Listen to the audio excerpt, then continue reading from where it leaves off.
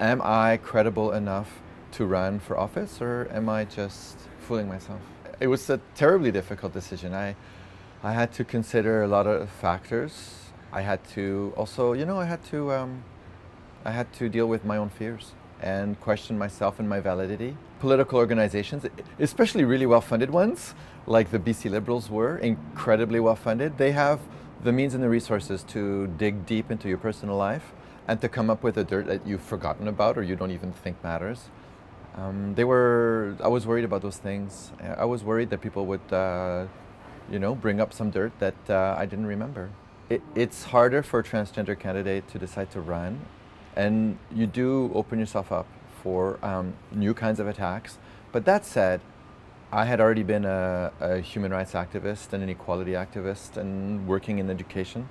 People had tried to use my identity against me a number of times, and I was fairly certain that the worst possible thing that could be said about me had already been said.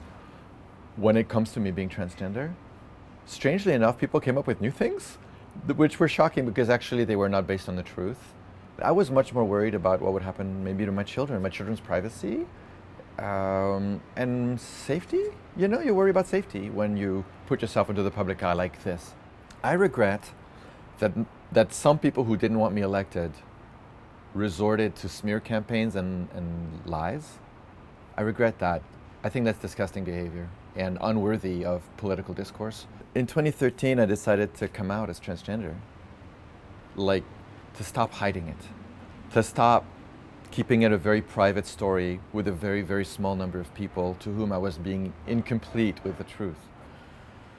So when I finally, told my partner that I was going to come out, and when I sought help, I was having a crisis where I could not stand telling half-truth to my children. You don't break something like that to your children suddenly out of the blue. You work them into it.